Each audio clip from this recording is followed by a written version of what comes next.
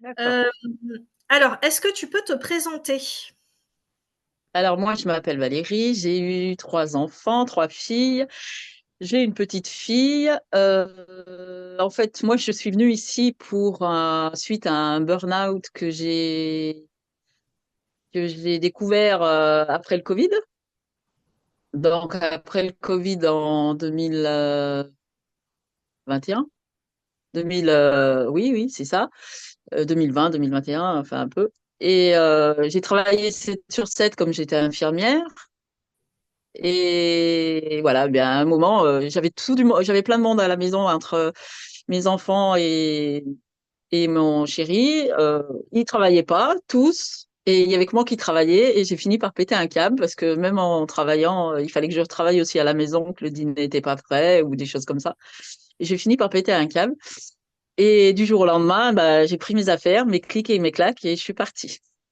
Voilà, j'ai tout quitté, mon chéri, ma maison, ma région, mon travail. Et voilà. Et donc après, j'ai essayé de me reconstruire donc du côté de mon autre fille qui habitait dans le sud. Donc elle m'a dit, je t'héberge pendant 3 mois, maman, et puis on verra après. Je t'aiderai à chercher un appart, etc. Voilà. Et voilà quoi. Et j'en suis là. J'ai trouvé un appartement pas loin de ma fille et de ma petite fille, et du coup, ça se passe bien. Et voilà, j'ai réussi. Le fait d'être seule m'a permis aussi de me reconstruire.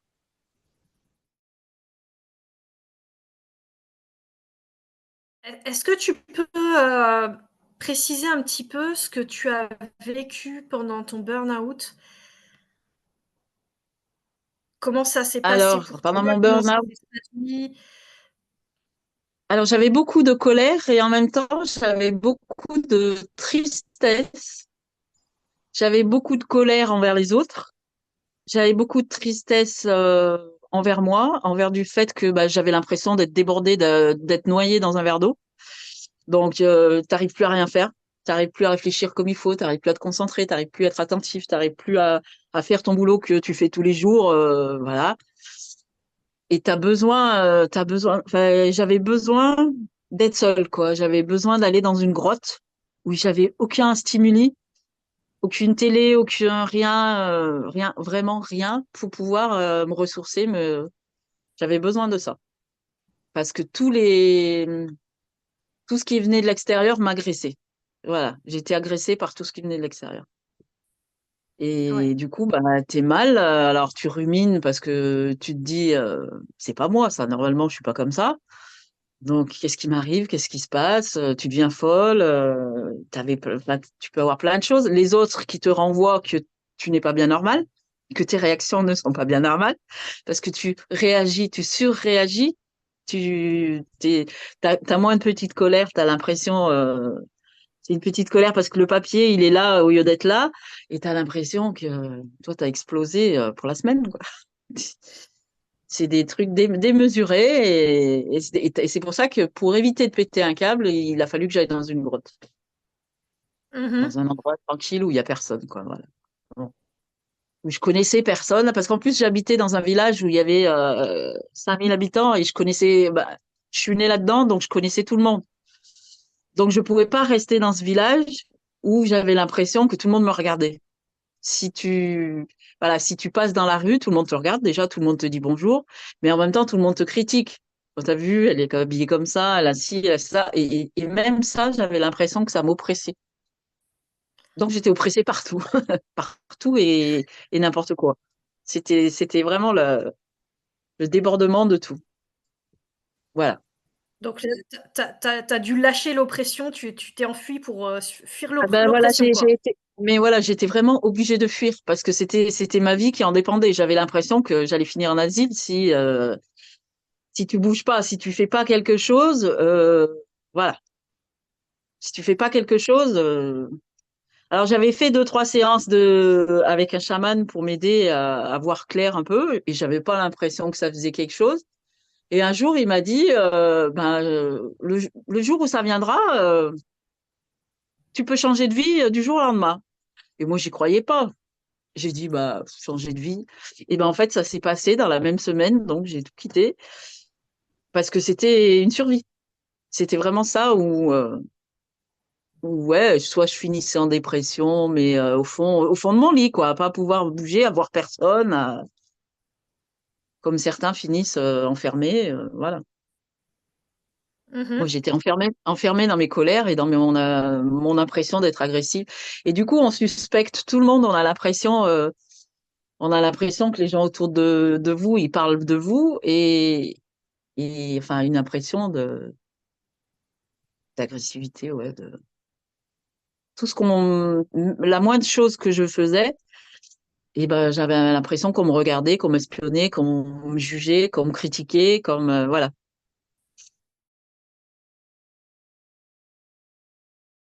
Mmh, quand on s'est rencontrés, toi, tu en étais où par rapport Ben, à ce que tu ça faisait déjà 3, 4 mois que je vivais toute seule, donc j'avais évacué quand même tout ce stress-là. Mais j'étais plus dans la tristesse, là. J'étais plus dans la tristesse, savoir ce que je vais faire, savoir où je vais aller. J'avais plus cette colère, j'avais plus peur des autres. Parce que je suis dans une ville un peu plus grande et j'ai pu réussir à sortir, réussir à voir des gens. Mais j'étais pas non plus dans le côté social. Hein. J'étais pas sociale. Je pouvais passer des journées toute seule. J'ai essayé de méditer, j'ai essayé de marcher, beaucoup marcher. Comme j'ai un chien, j'ai la chance de pouvoir marcher des heures. Je suis pas loin de la plage, donc je marche sur la plage, je marche dans l'eau. Et ça m'a fait du bien, un bien fou. Mais quand je suis arrivée avec toi, c'était beaucoup dans la tristesse, dans le fait d'être seule et d'être perdue, de pas savoir, de pas avoir de lien social et de pas être dans la joie, la gaieté, voilà, d'être, de vivre tous les jours en sachant que tu enlèves des trucs, tu sais pas trop ce que tu enlèves, mais tu n'as encore pas fait le pas de, voilà. Il manque quelque chose quand même pour vivre heureux, voilà. Sans vivre caché, parce qu'avant on disait vivre heureux, vivre caché, mais non, moi il faut vivre heureux en étant sociable pour rencontrer des gens, voilà. Avoir une ouais. interaction avec les gens, bah ça te rend heureux aussi de parler à des gens, c'est quand même mieux que de parler tout seul. Moi du coup j'ai pris la quand j'ai pris l'appartement, j'ai fait en sorte que je n'emmène pas la télé. Donc, je n'ai pas de télé. Et le fait, bah, déjà, je suis pas incitée à regarder des conneries à la télé. Et je suis pas incitée à regarder les infos. Donc, ça m'aide beaucoup. Ça m'aide beaucoup. Donc, je suis plus dans la nature, et dans l'extérieur, voilà. Et le côté social, le côté d'aller vers les autres, je n'avais pas ça avant que j'arrive chez toi. Voilà.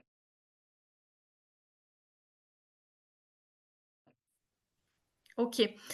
Donc quelle était ta motivation principale finalement à rejoindre la communauté?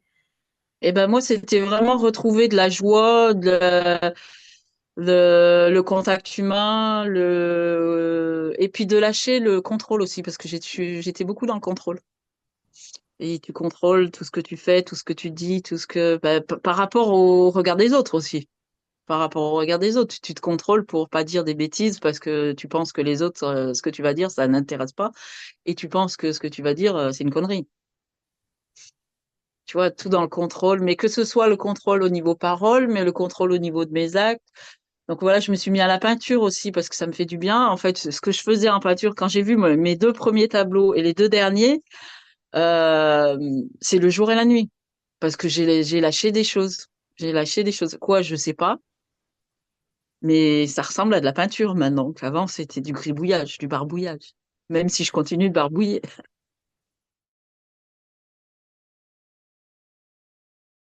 Mmh, alors une question quand même,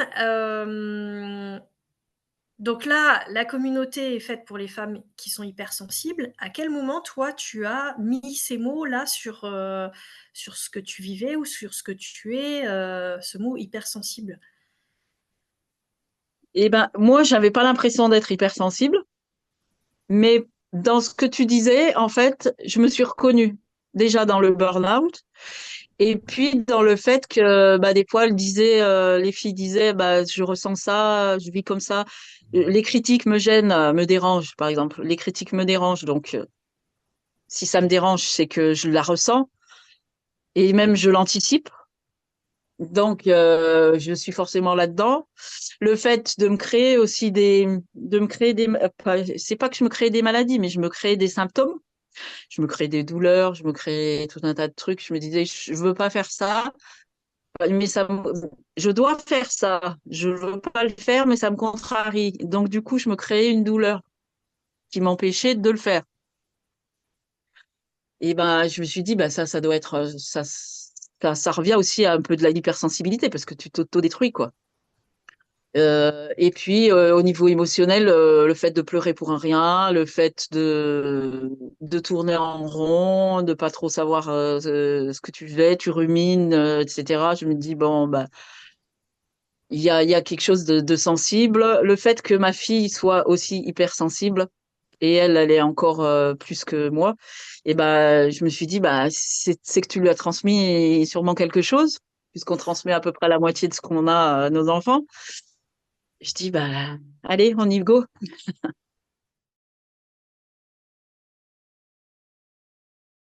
Alors, qu'est-ce que tu penses justement du programme des ateliers? Alors moi, j'ai bien aimé, comme je suis une ancienne infirmière, tu m'as fait des révisions un peu physiologiques, neurologiques, psychologiques. Et puis aussi, ce que j'ai bien aimé, c'est les exercices pratiques. Tout ce qui est ce qu'on peut faire, les exercices avec le nerf vague, les exercices avec les respirations, la sophrologie, pour diminuer le stress, pour voilà, et puis pour mettre des mots aussi, mettre des mots sur nos symptômes, sur nos situations, quoi.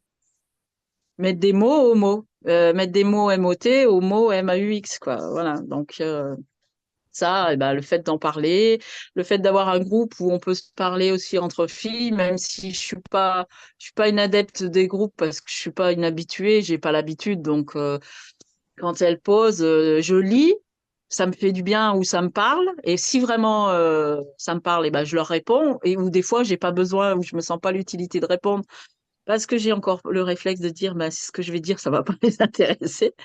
Mais au moins, ça me parle, quoi, ce qu'elles disent. Donc, elles disent, ah, bah, j'ai ce symptôme, j'ai réussi à le traiter avec la sophro ou avec cette respiration. Et ben voilà, tu te dis, bah, j'essaye et tu vois que ça marche. Voilà. Donc, le groupe communauté, c'est un groupe qui fait peur, mais en fait, non, ça fait que du bien. Tu prends que ce que tu as besoin, en fait. Voilà.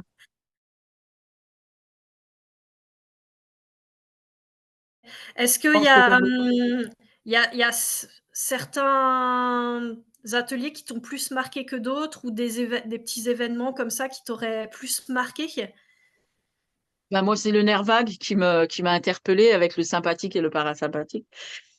Et voilà. Et puis, le fait de savoir que, bah, entre guillemets, c'est pas ta faute, tu y es pour rien. Tu as été connecté un peu comme ça et ton cerveau, ton ego, et ben, il t'aide, il t'entraîne d'un côté. Il faut vite le ramener au centre pour être dans la, entre guillemets, dans la normale. Mais est-ce qu'on a besoin d'être normal? Ça, je sais pas non plus. Mais après, on se lance dans la philosophie, c'est autre chose. Mais voilà, c'est dans le fait que toi, tu te sentes bien. Voilà, le fait que, bah voilà, le fait d'être bien dans la vie de tous les jours, d'être bien. Et que même si il t'arrive des choses, tu es capable de les gérer mieux qu'avant. Voilà. Non, non, mais moi, je dis, j'ai commencé à évoluer, ça fait 3 4 ans, où je commence à faire des petites choses, tu vois, des petits soins par-ci, par-là. Et là, cette dernière année, ça a été magique, quoi.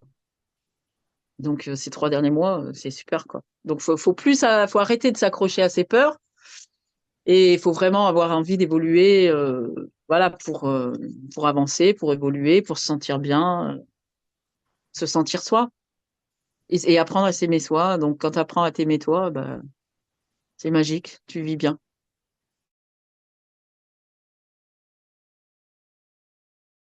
OK. Du coup, est-ce que tu vois, bah, des bénéfices par rapport à ta participation? Tu vois des changements, des choses, qui se sont passées? Et ben, oui, parce que j'ai dû lâcher prise que je n'avais pas avant. Lâcher prise sur plein de choses qui t'arrivent, tu te dis, oh bah oui, mais c'est pas grave, ça. Voilà, déjà rien n'est grave. La vie, il n'y a rien de grave. Et tu la prends comme elle vient, tu prends ce qui vient comme il vient, et puis tu essayes de trouver des solutions pour être moins impacté.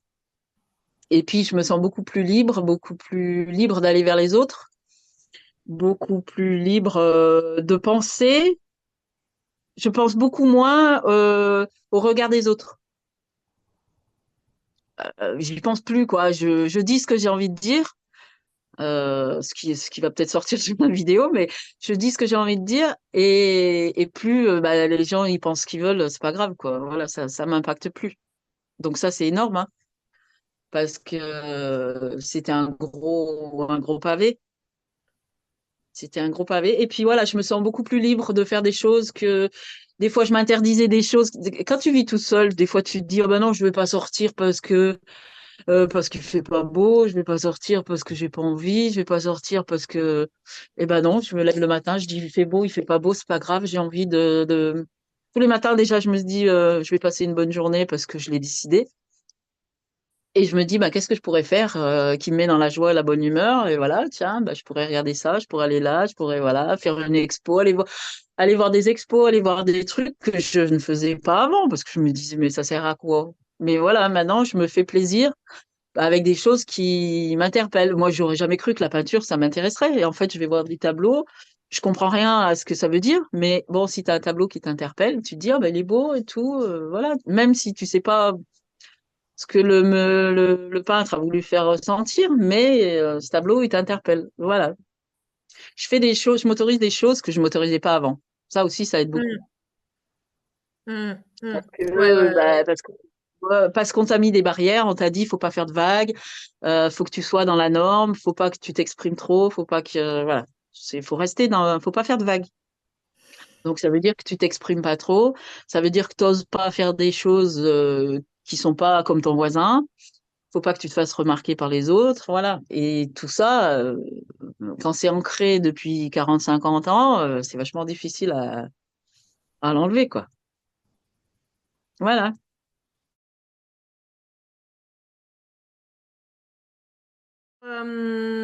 c'est quoi la suite pour toi? La suite pour moi, eh ben, pour le moment, je ne sais pas trop. La suite pour moi, ben, c'est continuer d'évoluer avec toutes les petites choses que tu m'as données, donc tout ce qui est respiration, sophro, et chaque fois que je vois un petit truc qui passe, et puis prendre plaisir à la vie, prendre plaisir à la vie. Euh, des choses, la moindre chose, tu vois, une balade, vraiment, y prendre plaisir. Tu te dis, bah voilà, merci l'univers d'avoir toute cette belle nature pas loin de chez moi, voilà.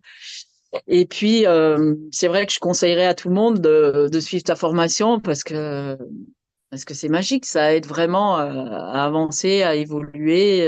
Et puis donc, si toi, tu as d'autres formations, on ne sait jamais, et tu les proposes. Que qu'on puisse encore avancer, évoluer dans d'autres choses. Après, ça peut être au niveau spiritualité, ça peut être au niveau loisir, au niveau voilà.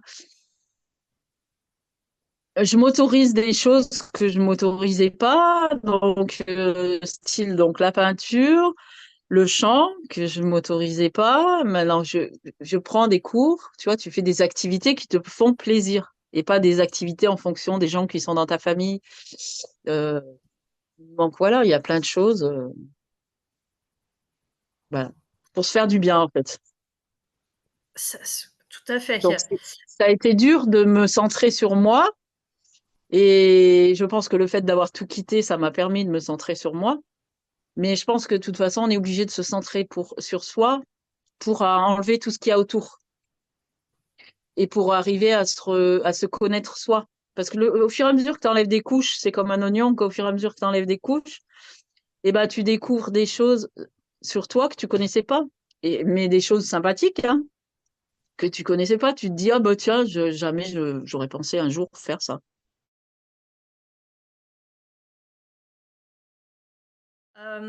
Donc qu'est-ce que tu aurais envie de dire? Tu as déjà dit un petit peu, mais qu'est-ce que tu aurais envie de dire à une femme qui hésite à rentrer dans la communauté?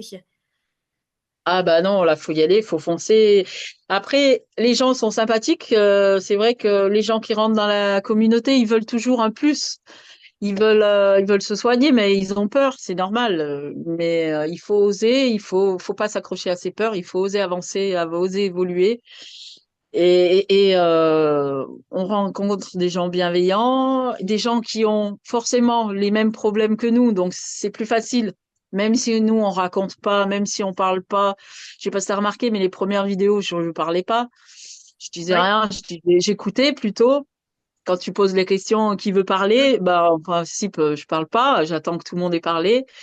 Que Et en fait il faut oser parce que vu que les gens ils ont tous les mêmes symptômes que toi, bah, ça t'aide beaucoup. Ça t'aide beaucoup. Donc, moi, je leur dis, allez-y, foncez.